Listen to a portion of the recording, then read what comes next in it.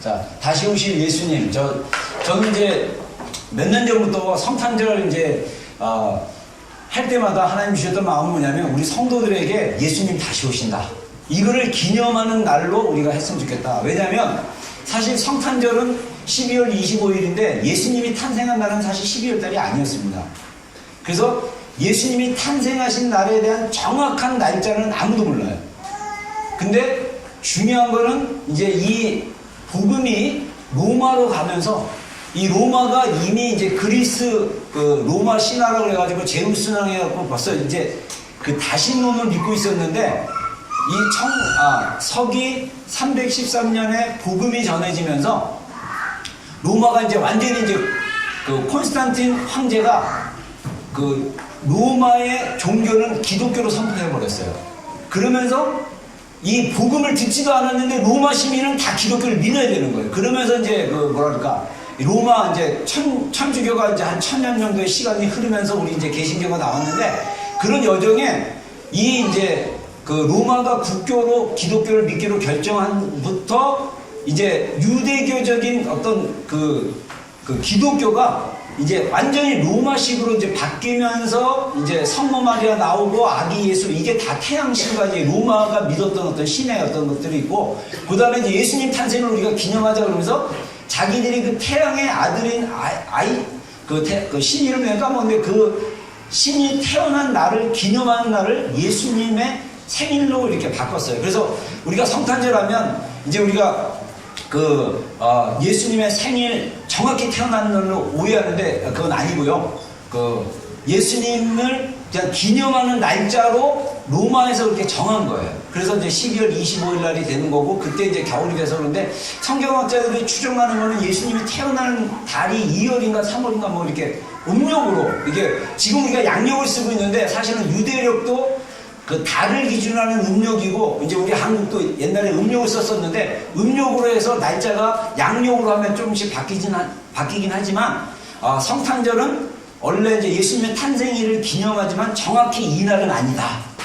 그러다 보니까 이제 성탄절이 굉장히 많은 사람들에게 복음이 전달되지 않는 나라에게도 이게 복음이 전달되면서 자연스럽게 성탄절이 전 세계적인 그 공휴일로 자리를 잡았는데 안타깝게도 그 청교도들이 세운 미국이라는 나라가 원래 그 기독교 말씀의 가치 위에 세워진 나라인데 미국에서부터 성탄절을 그냥 일반 공휴일로 하고 예수님의 탄생을 빼려는 노력들이 이제 막 진행되고 있어요. 그래서 벌써 5년 전, 6년 전에는 뭐 샌프란시스코인가 어떤 도시의 시의회에서 미국 같은 경우는 성탄절이 굉장히 중요한 그 절기이기 때문에 막 그 시청 앞에다가 성탄 추리를 만들고 막 그러면 별은 예수님의 그 다윗별을 얘기하고 동방 박사가 봤던 그 별 그거를 항상 꼭대기에 꽂는데 그거를 빼버리고 십자가 빼버리고 예수님 탄생 빼버리고 이런 식의 작업들이 벌써 미국 안에서 일어나기 시작합니다. 그래서 다른 종교를 존중해주고 성탄절이 기독교의 종교만이 아니라 그냥 우리 휴가로 하자 이런 어떤 운동들이 일어나고 있는 시점에서 점점 이게 뭐랄까 예수님이 지어지는 성탄절이 되고 있어요. 지금 이제 여기도 이제 이 나라 뉴질랜드 국회에서도 국회의장이 올해 국회의장이 그 기도문 국회가 열렸을 때 원래 그 하나님께 기도하는 그 기도문에서 예수 그리스도를 빼버리는 바람에 여기 기독교에서 반발해가지고 막 데모하고 막 그러기도 했는데 아무튼 그런 시점에 왔다. 그거는 뭘 얘기하느냐? 예수님이 오실 때가 가까워진 징조로 우리가 볼 수 있다. 이렇게 얘기할 수 있다는 거죠. 그래서 저는 성탄절이 우리의 예수님의 탄생을 축하하지만 우리가 항상 기억해야 될 건 뭐냐면 예수님이 다시 오신다. 이거를 말씀을 통해서 우리가 다시 재무장하는 그래서 우리가 성탄절에 즐거운 그 기쁨과 즐거움을 나눌 수 있을 때 우리가 마음을 놓지 않고 긴장하고 말씀으로 또 이렇게 재무장하는 그런 시간이 저는 성탄절이라고 생각합니다. 그래서 성탄절 날 다시 오시는 예수님이 만약에 무겁게 느껴지고 힘들게 느껴지면 왜 얘기하셔야 돼요? 다시 오시는 예수님을 맞이하는 기쁨이 우리 안에 있어야 됩니다. 아멘입니까? 네, 예수님 다시 오셔야 되는 거 아니에요? 할렐루야. 우리가 죽으면 누구 보러 갑니까? 예수님 보러 가잖아요. 여러분, 우리의 믿음이 너무 세상에다가 집중하다 보면 그냥 절기 때나 주일날 한번 하나님 만나고 그 다음에 일주일은 삶을 그냥 내 맘대로 막 사는 거야. 이번 주일날 우리 정 목사님 말씀이 귀하게 나는데, 왕이신 예수님을 경험하게 되면 우리의 삶의 영역에 있어서, 우리의 자아에 있어서 예수님이 왕이시다, 딱 그걸 경험하게 되면 우리가 항상 예배를 드려도 누구에게 초점을 맞추냐? 예수님께 초점을 맞추는 거예요. 제가 오늘은 특별 순서로 우리 주일학교 애들이 이런 공연하고 막 이런 거는요, 애들 마음 안에 성탄절이다 그러면 교회에서 예수님의 탄생을 기념해서 자기들이 공연하고 찬양하고 높였던 거, 아이들은 처음에 그 의미를 모르지만 이게 아이들 삶 속에 들어가는 건 되게 좋은 문화예요. 그리고 이 아이들이 정말, 이 아이들이 어쩌면 이 아이 세대 때 예수님이 오실 수도 있고, 아니면 이 아이의 다음 세대 때 예수님이 오실 수 있지만, 항상 예수님을 맞이할 준비로 우리가 준비하도록 하는 거, 성탄절이 그렇게 같이 의미 있게 하는 게 얼마나 중요한지를 저는 좀 인식했기 때문에 우리가 성탄절 설교는 항상 재림에 대한 부분들을 좀 나누고 있습니다. 자, 다시 오신 예수님.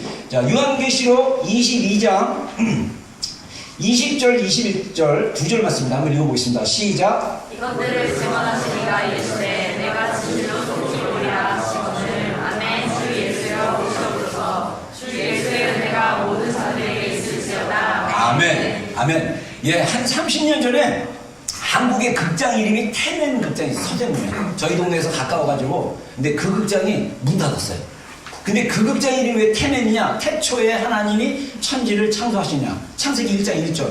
그 극장의 주인이 아마 독실한 크리스찬이었어요. 그리고 요한계시록의 마지막에 주 예수의 은혜가 모든 사람들에게 있을지어다. 아멘 해갖고 첫 글자, 성경의 첫 글자와 끝 글자를 해서 태멘 극장 해서 30년 전에 극장 이름이 진짜 태멘 극장이었어요.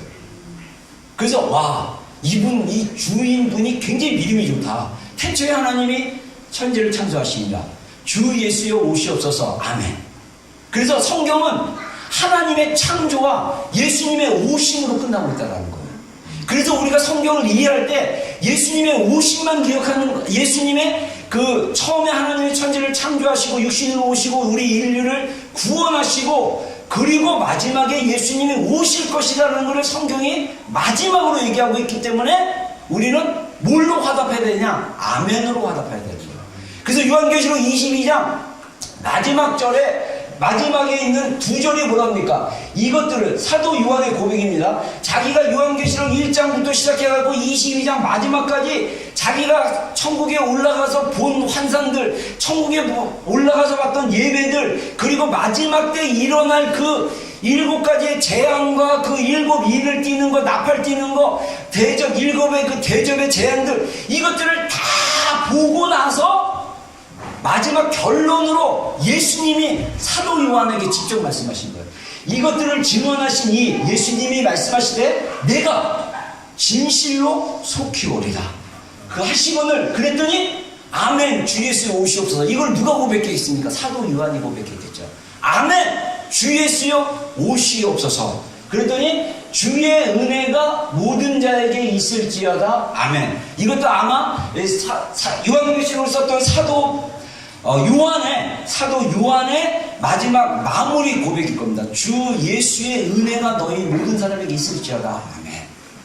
여러분, 아멘이란 말은 동의한다는 말입니다. 그래서 여러분들이 아멘이라는 고백을 많이 하면 좋아요. 그래서 누가 기도를 하고 또 누가 앞에 나와서 기도를 하고 대표 기도를 하고 앞에서 하나님의 마음으로 기도를 하면 여러분들이 아멘 아멘 아멘 하고 중간중간에 아멘을 했다는 건 뭐냐면 저 사람이 하나님께 드리는 기도에 내가 동의합니다. 하나님 저도 같은 마음입니다라고 고백을 하는 거예요. 근데 우리가 여러분들 제가 이제 그 믿음에 대한 얘기를 하면 우리의 마음과 믿음이 하나가 되면 그 믿음에는 되게 강력한 능력이 나타나는 거예요. 그 믿음이 실제가 되는 거예요. 근데 문제는 뭐냐? 우리가 맨날 왼쪽 내 자뇌로 이성적인 걸로만 믿어. 근데 우내 이 마음, 경험, 직관적인 본능으로 고백하는 게 약할 수 있어요. 그러면 저는 우선 뭐가 필요하냐면 우리의 이성이 진리에 대해서 아멘하고 굴복하는 게 굉장히 중요해요.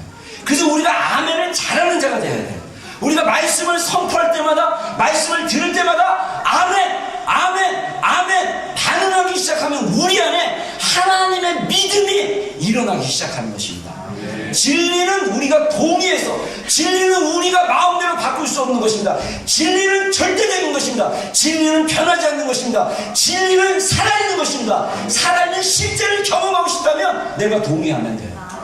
예수님 다시 오십소서. 아멘. 예수님 다시 오실 것입니다. 아멘. 그렇게 아멘으로 반응하는 믿음이 우리의 영을 깨우고 우리의 영을 새롭게 하는 하나님의 능력을 경험할 수 있는 고백이라는 것입니다. 그래서 마지막 요한계시록 22장 21절 마지막 끝나는 한 단어가 뭐냐? 아멘이에요. 아멘 하는 거예요. 근데 아멘만 잘해도 우리의 믿음이 계속 자라가요. 근데 인간의 마음이요, 인간의 감정이 얼마나 타락하고 얼마나 안 좋은지 아멘하기가 귀찮아. 아멘하기가 싫어. 머리로는 알아요. 목사님 말이 맞아. 근데 나 싫어. 네. 그래서 이거 깨셔야 돼요. 그래야 믿음이 성장할 수 있습니다. 그래서 아멘. 말씀을 읽을 때마다 여러분들 정말 하나님이 선포하신 진리라면 그 말씀에 아멘, 아멘 해야 됩니다. 자, 그래서 예수님께서 다시 오실 거라고 분명히 말씀하셨어요. 2000년에. 근데 놀라운 건 뭐냐면 내가 진실로 속히 오리라 그랬어요. coming soon. 그래서 영화 보면 coming soon 그러잖아요. 근데 2000년이 지났는데도 아직 안 오셨어요. 그래서 중요한 거는 하나님의 시간과 우리의 시간이 다르다는 거, 이거를 좀 염두에 두면 좋겠고요. 자, 성탄절과 재림, 성경에 예수님의 첫 번째 오심을 우리가 보통 신학적인 용어로 초림이라고 그래요. First coming이라고 얘기하고, 그 다음에 예수님의 두 번째 오심을 Second coming이라고 얘기합니다. 자, 그래서 우리 초림에 대한 말씀, 우리 이사야서 7장 14절 한번 읽어보겠습니다. 시작. 그러므로 주께서 친히 한 징조를 너희에게 주시리라. 보라, 처녀가 잉태하여 아들을 낳고 그 이름을 임마누엘이라 하리라. 자, 이 말씀은 누가복음이나 또는 마태복음에 그 가브리엘이 누가복음에서 마리아에게 처녀인데도 불구하고 하나님의 은혜를 입은 여인이요, 너가 하나님의 은혜를 입음으로 아들을 낳을 것이다, 이렇게 얘기하면서 이 임마누엘이라는 말씀에 이사야 말씀을 인용해서 이거의 성취를 이루어진 것을 볼 수가 있습니다. 그래서 처녀가 잉태하여 아들을 낳다. 자, 우리가 인간 이성으로 볼 때는 어떻게 처녀가 남자를 알지 못하는데 아들을 낳을 수 있냐? 우리 믿음 자체가 우리의 이성에 대한 도전이에요.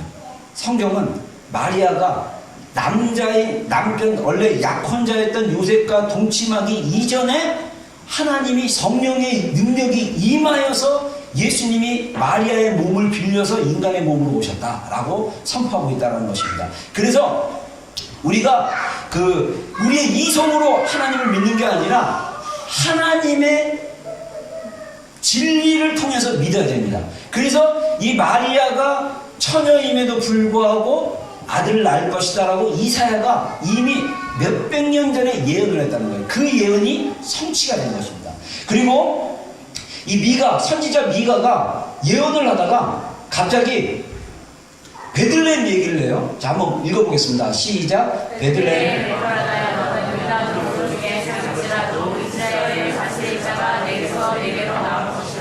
그의 근본은 상고의 영혼에 있느니라. 네, 아멘. 아멘 하겠습니다. 아멘.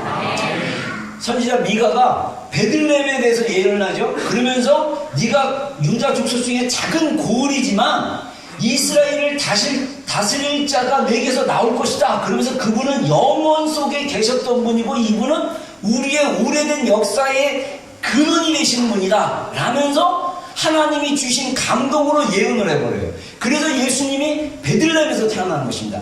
이거 말고도 제가 두 구절만 찾아서 여러분들에게 보여줬는데, 예수님이 다시 오실 거에, 예수님이 이 땅에 육신으로 오실 거에 대한 예언부터 시작해가지고 예수님이 십자가에 못 박혀 달려 돌아가시는 이야기, 그리고 예수님이 십자가에서 창에 찔릴 것이라는 이야기, 십자가에 달렸는데 그 예수님의 돌아가실 때 뼈를 꺾지 않을 거라는 그런 예언이 아주 자세히 구약에 몇백 년 전에 막 1000년 전에 이미 다 예언이 되어 있다는 거예요. 근데 그 예언들이 하나같이 정확하게 다 성취가 됐습니다.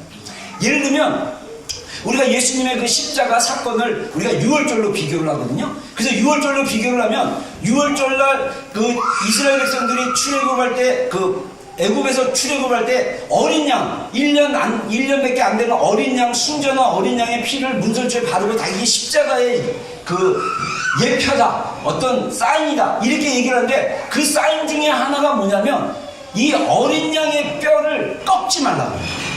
꺾지 말고 그냥 있어요. 꺾지 말고 그대로 이렇게 해라. 근데 예수님께서 십자가에 달려 들어갔을 때 원래 당시에 십자가 그 형은 뭐였냐면 로마에 반역하는 중죄인들, 중범죄들, 살인자들, 그 중범죄들, 정치범들 이런 사람들을 죽이는 형벌제도인데 이 십자가에 달려서 오랫동안 고통받고 수치당하면서 죽는 형벌인데 거기서 죽었는지 안 죽었는지를 확인하려면 다리를 부러뜨려요.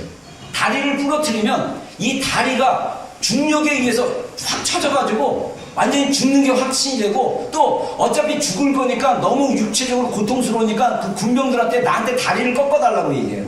그러면 내가 빨리 죽는 게 차라리 낫다. 어차피 죽을 거니까 이렇게 고통스럽게 죽지 않기를 원한다. 그런데 예수님도 돌아가시고 나서 로마 군병이 다리를 꺾으려고 했더니 이미 완전히 죽으셨기 때문에 다리를 꺾을 필요가 없다라고 해서 꺾지 않았습니다. 이것도 출애굽기 13장에 나와 있는 말씀의 실현이에요. 그러니까 그렇게 놀랍게도 하나님의 그 예수님의 모든 행적이 하나님의 말씀으로 몇백 년 전, 천년 전에 이미 쫙 예언되어졌는데 이 예언을 다 성취하셨다는 거예요. 그리고 남은 예언이 뭐냐? 예수님이 다시 오신다는 거예요. 예수님이 다시 오신다라고 사실 성경에 예수님의 그 처음 오신 육신으로 오시고 활동하는 예언보다 다시 오시겠다라고 말씀하신 예언이 더 많이 있다고 합니다. 어떤 성경학자 얘기가.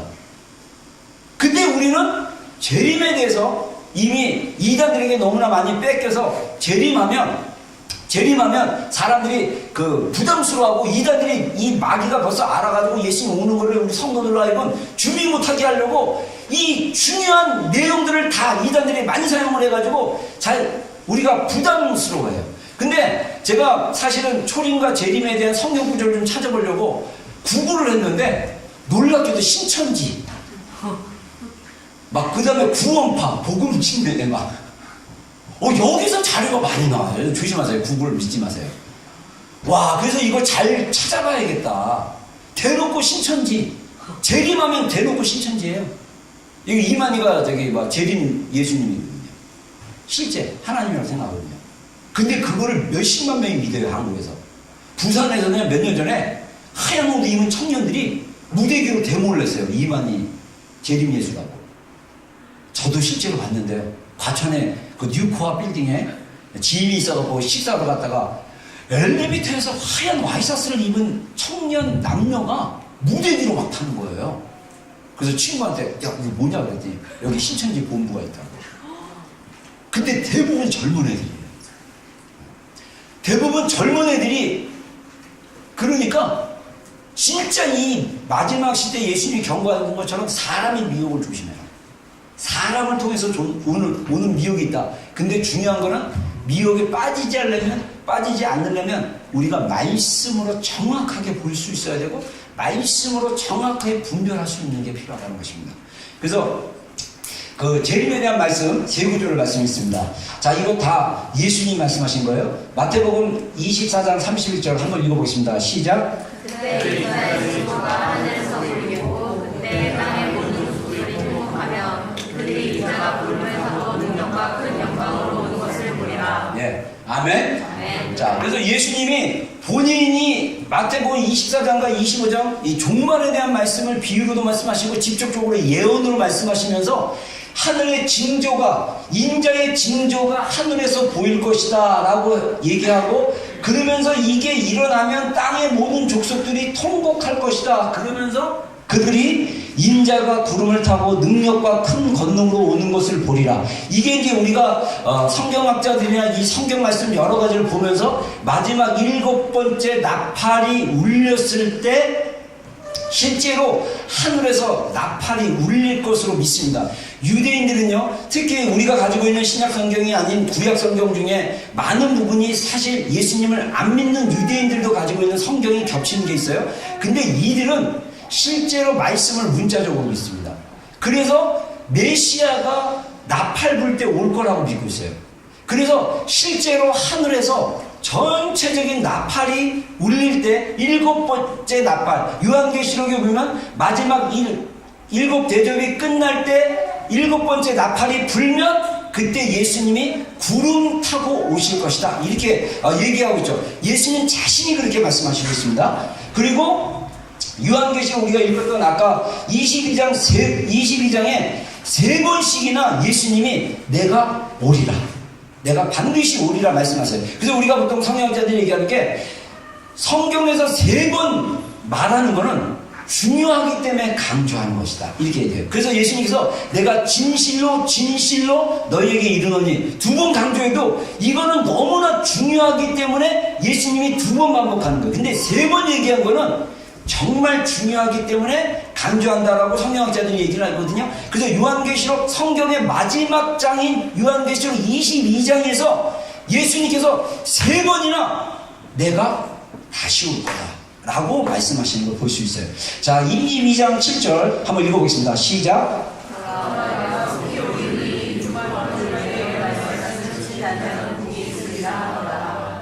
아멘. 그 다음에 12절 보라 내가 속히 오리니 내가 줄 상이 내게 있어 각 사람에게 그가 행한 대로 갚아주리라. 아멘. 자, behold 해갖고 보라 그러면 attention, 주목하라는 거예요. 주목하라, 주목하라. 내가 올 것이다. 제가 예수님이 오신다라는 3번의 그 말씀 중에 제가 제일 좋아하는 절이 2절입니다. 예수님께서 줄 상이 예수님께 있다. 각 사람에게 그가 행한 대로 갚아주리라. 자, 갚아준다는 건 뭐냐면 이 리워드가 있든 퍼니시먼트가 있든 줄 게 있다는 거예요. 저는 정말 우리가 이 땅에 살면서 만약에 나의 삶의 모든 관심이 나에게만 있고 이 땅에서의 삶에만 있고 내가 잘 먹고 잘 살고 누리고 이런 거에 관심이 있다면 하나님이 그대로 갚으실 거예요. 한 달란트 받은 자처럼. 그러나 이 땅에 살면서 불편하고 힘들고 어려워도 내가 주의 복음을 위해서 주님을 위해서 희생하고 사랑하고 순종하고 따라갈 때 주님이 그거에 대해서 반드시 행한 대로 갚으십니다. 아멘입니까? 여러분 성경을 자세히 읽어보면요, 하나님은 우리에게 모든 것을 다 보고 계시고 알고 계시고 그리고 그거를 다 기록하고 있는 거예요. 요즘 우리 이제 미디어가 너무나 발달해가지고 핸드폰도 그렇고 핸드폰도 무슨 앱만 이거 하나 딱 깔면 24시간 앱이 계속 녹음할 수 있도록 해놓은 것처럼 하나님 나라에 이미 저는 우리가 가지고 있는 이 테크놀로지가 다 있지 않나 이런 생각이 들어요. 그래서 CCTV 다 있고 그러면 좀 두려울 사람이 있을 수 있는데 그런 삶 살면 안 돼요. CCTV에서 하나님의 CCTV에서도 부끄러움이 없는 삶. 그리고 죄를 짓더라도 회개하면 되니까 회개하고 돌아키고 그래서 하나님 앞에 그래서 사실은 데살로니가 전서가 거기에 보면요 사도 바울이 데살로니가 교회가 특별히 그 재림에 대한 그 질문이 굉장히 많았던 교회라서 이 데살로니가 전서와 후서는 재림에 대한 주제들을 많이 다루고 있습니다. 그래서 데살로니가 전서 마지막이 아니라 데살로니가 전서 4장 4장인가 있는데 매 장이 끝날 때마다 예수님이 오신다라는 표현을 막 하고 있어요. 그래서 제 기억으로는 데살로니가전서 마지막 장 4장 마지막 절인가 거기에 뭐라고 하냐면 너희의 몸과 영과 육이 주 예수가 다시 오실 때 흠이 없기를 원하노라 이렇게 얘기하거든요. 그러면 우리가 생각하기는 우리가 세상으로 살다 보면 유혹도 많고 생각도 공격으로 죄도 짓고 행위로도 죄를 짓고 이런 많은 죄를 짓는데 우리가 어떻게 우리의 영과 혼과 육이 흠이 없을 수 있을까라고 생각을 하는데 내가 하는 행위로는 우리가 정결할 수 없고 우리가 거룩할 수 없어요. 그러나 예수 그리스도가 십자가로 이루신 그 하나님의 의로움이 우리 안에서 통치를 하기 시작하고 우리의 자아가 거기에 굴복하면 우리의 영이 우리의 감정이 우리의 생각이 우리의 육신이 하나님의 의로움으로 정결하게 될 수 있습니다. 그래서 예수님께서 그 사도 바울을 통해서 예수님이 다시 오실 때 우리의 영과 혼과 육이 하나님 앞에 흠이 없을 수 있다라고 얘기할 수 있는 거예요. 여러분들 이 거짓 메시지를 믿지 마십시오. 우리는 죄인이기 때문에 죄를 지을 수밖에 없고 우리는 죄 가운데 있다가 그러다가 우리는 죄책감 속에 죽어서 천국 가야 된다고 하는 건 절대 믿지 마십시오. 우리 안에 예수 그리스도의 보혈의 능력이 우리를 정결케 하면 우리가 죄책감 없이 우리가 주님의 하나님이 주시는 거룩한 은혜로 우리가 이 땅에서 하나님이 거룩하신 것처럼 우리도 거룩한 삶을 살아낼 수 있습니다. 하나님이 분명히 말씀하시기를 내가 거룩하니 너희도 거룩할지어다. 이건 우리의 노력으로 되는 것이 아니라 하나님이 주시는 능력으로 되는 것입니다. 하나님이 이미 이룩하신 보혈의 능력, 그 십자가의 능력, 부활의 능력, 그 능력을 믿었을 때 우리 안에 우리의 자아가 죽고 내 안에 예수 그리스도가 사는 것을 인정하고 거기에 순종하다 보면 우리의 연약한 육신이 새로워지고 우리의 감정이 새로워지고 그래서 우리가 주님을 닮는 그리스도의 형상을 닮아가는 자로 그리스도의 성숙한 장성한 분량까지 우리의 믿음과 성품이 자라갈 수 있습니다. 성경에 나온 내용이에요. 저도 여전히 부족합니다. 제가 말이 거칠고 거친 정서 시장이 저의 놀이터였고 막 이러다 보니까 거친 정서, 거친 행동을 하고 있지만 여전히 하나님께서 저를 다루시고 하나님께서 저를 교정하시고 하나님께서 저를 새롭게 하시는 거예요. 제가 우연히 이번 주에 이제 얘기하다가 한 가지 중요한 사실을 깨달았어요. 성경과는 상관없지만 어떤 사실을 깨달았냐면 병든 상태가 있고 그 장애인 상태가 있어요. 장애는 타고날 때부터 장애인 거예요. 그래서 장애는 뭐냐면 이거 정서장애예요. 정서장애. 저 같은 사람. 제가 좀 약간 정서장애가 있거든요. 태어났을 때 좀 거친 환경에서 있다 보니까 거친 환경. 근데 이게 치유가 되면 어떻게 해야 되냐? 교정하려면 어떻게 해야 되냐? 치유되고 교정하려면 프로그램을 바꿔야 돼요. 왜냐하면 정서가 바로 저도 모르게 그냥 거친 말이 막 나와요. 왜냐하면 보고 배운 게 그거니까. 근데 이걸 고치려면 프로그램을 바꿔가지고 순한 말을 쓰는 연습을 해야 돼요. 그래서 제가 상담하기 관련된 책을 읽어보니까요. 제가 이제 감정이 많이 눌렸던 사람인데 감정이 살아나려면 감정을 표현하는 단어들을 많이 읽어보라고 그러더라고요. 감정을 표현하는 아주 다양한 형용사와 단어들이 있으면 그것들을 읽고 그것들을 말하기 시작하면 감정에 대한 새로운 개념들이 이렇게 살아난다고 그러더라고요. 이게 리프로그래밍인 것 같아요. 그러니까 이 프로그램을 타고 정서가 어렸을 때 부모님이나 가정환경 때문에 정서가 거칠고 부족하고 이거는 병든 이거는 그 장애 어떻게 해야 되냐? 리프로그래밍 해야 돼요. 자꾸 순한 말로 반복해야 되고 저도 이게 정말 죽었다고 생각하는데 누가 툭 찌르면 저도 모르게 확 이렇게 올라와요. 저도 이게 힘들어요. 근데 이게 리프로그래밍으로 훈련하기 시작하고 인식하기 시작하면 바뀌어질 수 있다고 생각합니다. 그리고 병든 거는요 치유돼야 돼요. 원래 정서는 좋은데 남편 만나가지고 병들고 애 키우다가 병들고 회사 나가다가 병들고 삶 속에서 병이 들 수 있어요. 그거는 치유되면 그 사람 안에는 이미 이 프로그램이 있기 때문에 그냥 자연스럽게 회복될 수 있어요.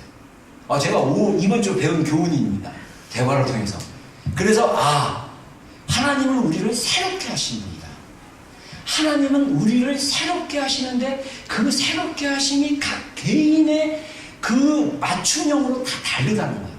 그래서 우리가 그것을 따라가서 말씀으로 고백하고 순종하고 선포하고 믿음으로 하나하나 배워가기 시작한다면 하나님이 우리를 온전한 인격으로 변화시켜서 예수님 오실 때 또는 죽어서 우리가 예수님을 맞이할 때 예수님을 닮은 사람, 그리스도의 형상을 닮은 자로 하나님이 거룩했던 것처럼 이 땅에서 거룩함을 누리고 거룩함을 살고 거룩함 가운데 자유한 삶으로 주님 앞에 갈 수 있다. 저는 그렇게 믿습니다. 할렐루야. 그래서 마지막 예수님의 경고. 제가 또 좋아하는 본문 중에 하나입니다. 한번 읽어보겠습니다.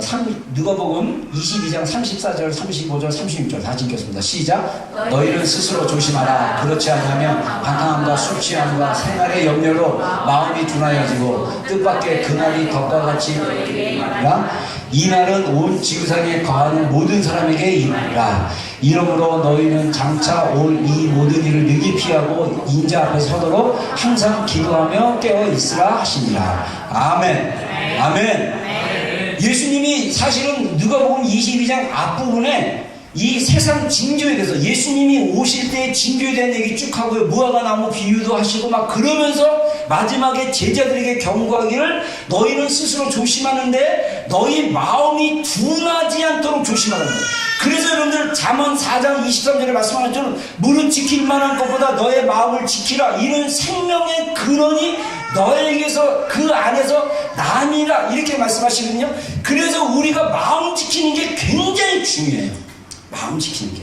이 마음이 둔하기 시작하면 이스라엘 백성들이 광야에서 가나안 땅으로 못 들어가는 것처럼 마음이 둔하여지는 나오는 반응이 뭐냐면 목이 뻣뻣해지고 강팍해지기 시작합니다. 목이 성경에서 목이 뻣뻣하다, 곧다 이 얘기는 뭐냐면 긍정적으로는 뭐냐면 의지가 강하다. 그래서 아가서 그 신부가 목이 곧다 이렇게 얘기한 건 뭐냐면 의지가 결연하고 주님의 사랑과 주님의 은혜 안에서 머물기로 결단한 그 자세지만 일반적으로 이스라엘 백성들이 목이 곧다, 목 위에 이렇게 뻣뻣하다라고 말하는 것은 강팍해서 자기 고집이 있기 때문에 하나님의 말씀에 기구이르지 않고 하나님의 진리에 순종하지 않고 불순종하려는 태도를 얘기합니다. 우리가 예수님을 믿다 보면 우리의 마음이 온유해지고 부드러워지고 순종하고 따라가려는 마음이 은혜 가운데 있으면 이게 생기는데 그러지 않으면 우리의 마음은 죄성을 가진 죄성에 열려있기 때문에 자연스럽게 죄성을 따라갈 수밖에 없어요. 그래서 우리의 마음이 둔해질 수밖에 없다는 것입니다. 그래서 예수님께서 마지막 때에 주의해야 될 게 뭐냐면 우리의 마음이 둔하여지는 것을 조심하라고 예수님이 경고한 거예요. 저는 의외로 깜짝 놀란 게 뭐냐면 대화를 하다 보면 많은 사람들이 염려 속에 있어요. 크리스찬임에도 불구하고. 그리고 또 하나 염려가 없는다 할지라도 또 하나 뭐냐면 방탕함도 있습니다. 자기 살고 싶은 대로 자기 원하는 대로 자기 시간 활용하고 다 이런 사람들. 그래서 사실은 우리가 깨어서 자기 마음이 정말 하나님을 향해서 열려져 있느냐, 내가 항상 하나님의 말씀에 반응하려고 하느냐, 내가 하나님을 사랑하려고 하느냐, 내 안에 하나님의 사랑이 여전히 머물고 있느냐, 이런 것들로 우리의 마음을 스스로 체크하는 게 굉장히 중요합니다. 여러분, 우리의 마음을 조심해야 돼요. 둔하지 않아요. 그게 제가 우리 교회 계속 강조하는 게 30분, 하루에 24시간에 30분 기도하는 시간, 주님과 대화하는 거 30분 이상 여러분의 마음을 주님께 드리는 기도를 하십시오. 여러분 안에 있는 참 자아를 주님께 고백하십시오. 여러분의 그 연약함 가릴 것도 감추지 마세요. 가리지 마세요. 여러분 안에 깊은 데서 나오는 의문, 여러분 안에 깊은 데서 나오는 엄마, 여러분 안에 깊은 데서 하나님께 얘기하고 싶은 답답함, 이런 것들을 다 쏟아서 주님과 대화를 하셔야 우리의 마음이 하나님의 영으로 새롭게 되고 우리의 마음이 부드러워질 수 있어요. 그리고 우리 또 마지막으로 예수님 뭐라고 합니까? 이름으로 너희는 장차 올 이 모든 일을 피하고 인자 앞에 서도록 항상 기도하며 깨어있으라. 기도가 굉장히 중요해요. 제가 목회를 해오면서 제가 이제 거의 30년 이제 가까이 전도사 시절부터 목회를 해오면서 제가 경험한 거는 우리가 변화될 수 있는 자리는 기도의 자리예요. 기도하는 자리에 있지 않으면 변화하기가 너무 힘들어요. 여러분, 지난 2018년 벌써 11개월하고 25일째 지나가고 있는데 그 기간 동안 여러분의 삶의 변화의 자리는 한번 리뷰해 보세요. 기도의 자리예요. 기도의 자리. 여러분들이 변하지 않고 이해하지 않았다면, 뭔가 이게 달라진 것이 없다면 분명히 제가 볼 때는 기도의 자리에 있지 않기 때문에. 그러나 기도의 자리에 있는데 참된 자아로 주님과 마음을 나누지 않았기 때문에, 기도의 자리에 있음에도 불구하고 변화되지 않는 이유는 참된 자아의 문제라고 생각합니다. 참된 자, 우리의 마음을 주님께 드리고 주님의 마음을 받으셔야 돼요. 그리고 기도는요, 우리가 일방적으로 하는 것뿐만 아니라 하나님께서 우리에게 반응하시는 컨버세이션, 주고받는 거예요. 여러분 꼭 이게 귀로 들리는 음성으로만 들리는 게 아니라 말씀으로도 깨달아지고 단어로도 깨달아지고 어떤 우리 지체들 중에는 많이 그림도 보고 그러는데 그림도 보이고 또 어떤 사람은 감동도 받고 감동. 그냥 이 감동은 뭐냐? 단어일 수도 있고 어떤 마음일 수도 있고 이런 감동을 받아요. 그런 받는 게 뭐냐? 바로 하나님이 우리의 기도를 들으시고 우리에게 말씀하시는 거예요. 우리에게 반응하시는 거예요. 그러면 어떻게 해야 됩니까? 받고 적고 묵상하고 하나님의 마음 알고 하다 보면 어느 시간에 성장하게 되고 예수님의 다시 오신 것에 대해서 두려워하지 않고 기쁨으로 맞이할 수 있고, 저는 우리 비전교회 성도 여러분 그리고 오늘 여기 계신 모든 우리 성도 여러분, 주님을 맞이할 세대로, 주님을 맞이할 성도로 우리가 살아있는 동안 여러분들 이 땅에서 정말 가장 영광스러운 순간이 어떤 건지 아세요? 제가 이거 예전에 몇 번 얘기했지만 제가 골방에서 기도했을 때, 청년 때 제가 방언으로 기도하다가 어느 날 제가 하나님께 질문을 했어요. 하나님, 창세기부터 시작해가지고 아담부터 시작해가지고 온 인류 가운데 가장 진짜 그 세대, 황금 세대가 어느 세대입니까? 생뚱맞게 이거는 진짜 성령님이 어떻게 보면 저의 생각을 넣어줘서 질문하라고 하신 것 같아요. 제가 질문을 했어요. 방언 기도하다 근데 저는 이게 이 대화는 저는 영어로 대화한 겁니다. 예, 한국말로 이렇게 막 물어본 게 아니라 방언으로 막 기도하는데 이 영이 대화를 하는 거야. 그러면서 어느 세대가 가장 황금 세대입니까? 그랬더니 예수님이 저한테 뭐라고 감동을 주시냐면요, 예수님을 맞이한 것을 눈으로 보는 세대가 황금 세대다. 와, 그때 제가 예수님이 오시는 것을, 구름 타고 오시는 것을 눈으로 보는 거, 와, 이게 진짜 황금 세대고 이게 진짜 엄청난 세대구나. 근데 저는 그래서 그때는 몰랐어요. 그때가 엔드타임이 열린 건지도 모르고, 그때 그러면 내가 살아서 주님 오시면 참 좋겠다 그렇게 생각했는데, 지금 시대를 보면 꼭 오실 것 같기도 하고 더 계시다 오실 것 같기도 하고 잘 모르겠어요. 아무튼 중요한 게, 여러분, 우리가 주님을 기쁨으로 맞이할 수 있어요. 죽어도 우리가 바로 천국 가잖아요. 네. 살아나 죽으나 우리는 주를 맞이할 자예요. 그럼 우리가 어떻게 살아야 됩니까? 항상 깨어서 기도하고 우리의 마음이 둔하지 않도록 준비하고. 할렐루야. 기도하겠습니다.